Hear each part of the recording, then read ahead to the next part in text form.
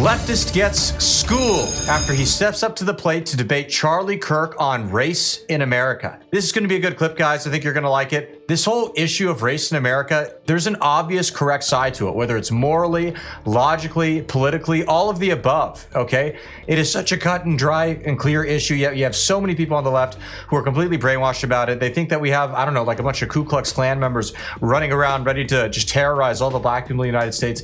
It is crazy and unhinged. But we're going to get right into it, guys. It's going to be a lot of fun. But first, do me a big favor here. Like our video and share it around so we can keep bringing you guys this great, hard-hitting content. As always, everybody, I'm your host, Darian, and this is Resist the Mainstream. So I wanted to talk with you about, again, the 1350. So earlier, I did chime in when you were talking with Jackson.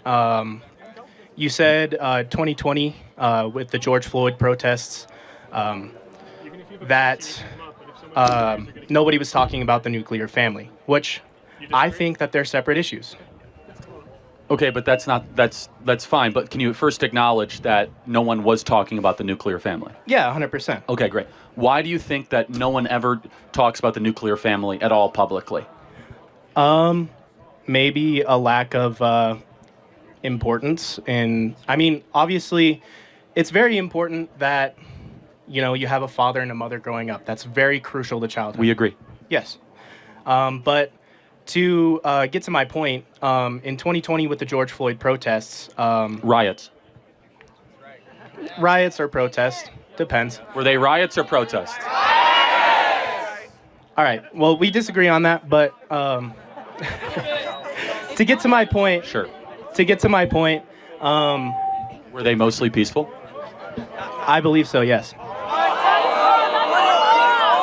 Please let Andrew talk. Let Andrew talk. It takes a lot of courage to come up. I'm going to defend you. Please continue. No, it's okay. People can disagree, but I just like to get my point off.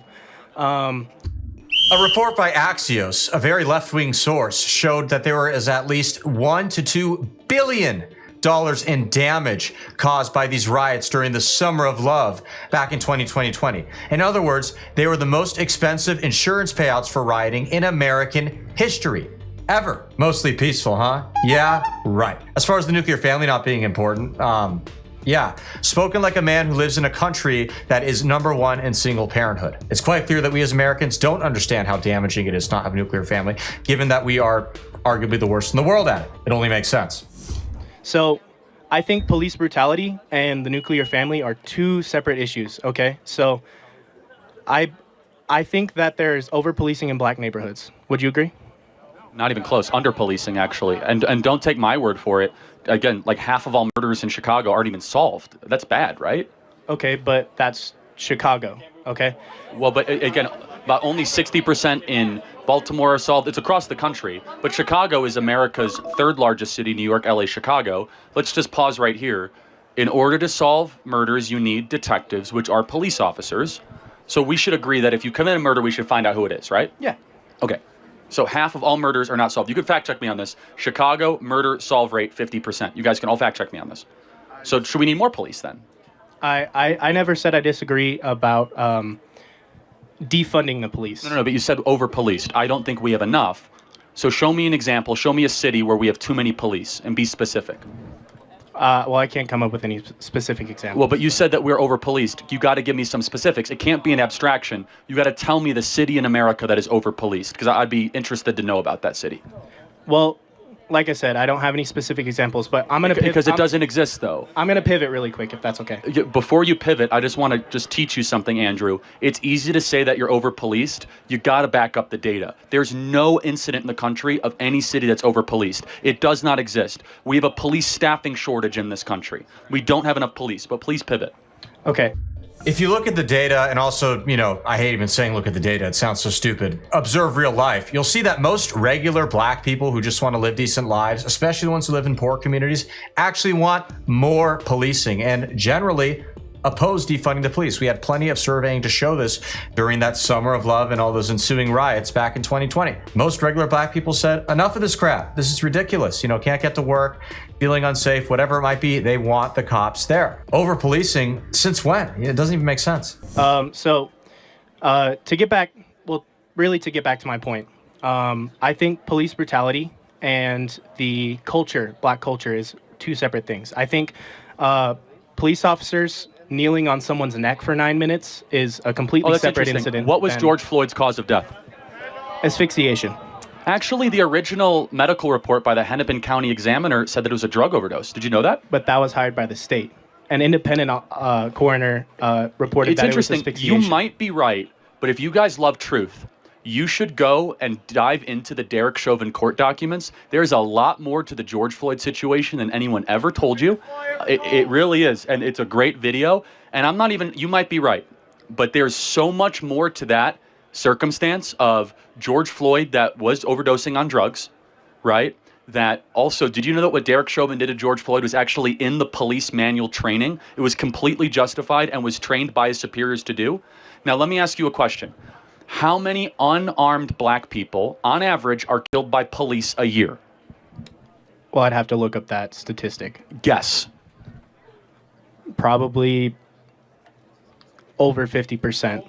Yeah, it's 15 people a year. 15.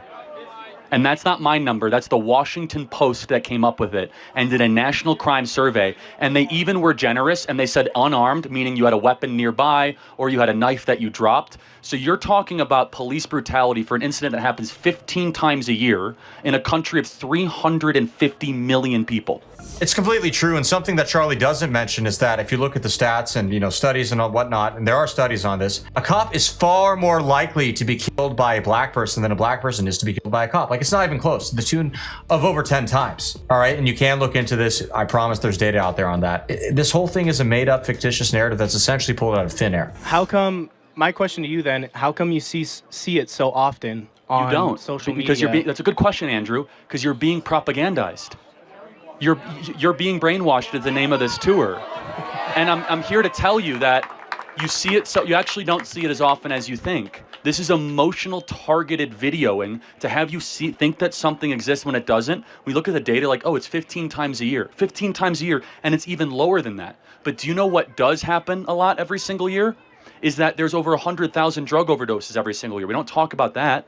We should. We should. I totally agree. Right? But yet we have this whole thing about police brutality, and no one can ever give me examples where there's too many police, and that's okay, I'm not just picking on you. Just in general, it's easy to get caught up in the abstractions.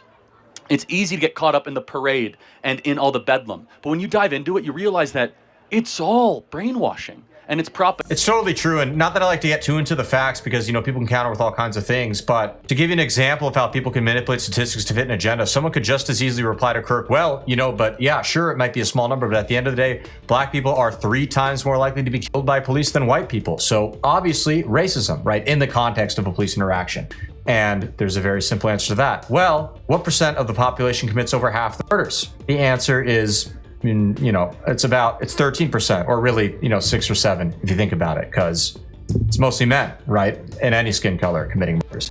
Generally speaking, all that to say, there's so many statistics and data you can go back and forth with, but I think it's more important to just look at the root of the issue. All right, what actually happened in these circumstances? Look at, we have the George Floyd example, obviously. Look at Michael Brown, right? That was the whole thing that started the whole hands up, don't shoot, the BLM narrative. Michael Brown, what was he doing? He was physically attacking a police officer trying to steal his gun. And that was why his life got ended.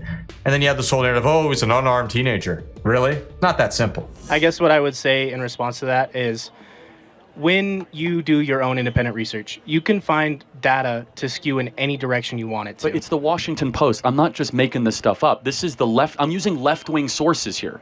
This is not Breitbart.com or Gateway Pundit or the Charlie Kirk Show or the Daily Wire, right? This is the left-wing sources, and I'm not cherry picking because you said police brutality. So then I pinpoint, okay, how many black people are then killed unarmed by police every year? Boom, that's the number. In a population, by the way, where there's tens of millions of black Americans, it's an insignificant sum.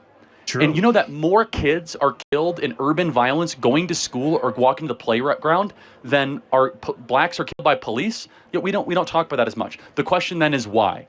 Is that here's my belief, is that Black America is so abused by the current mainstream media, it's abused by the Democrat Party, and they don't want Black Americans to think freely or independently that they have been used as pawns by the Democrat Party for the last 60 years.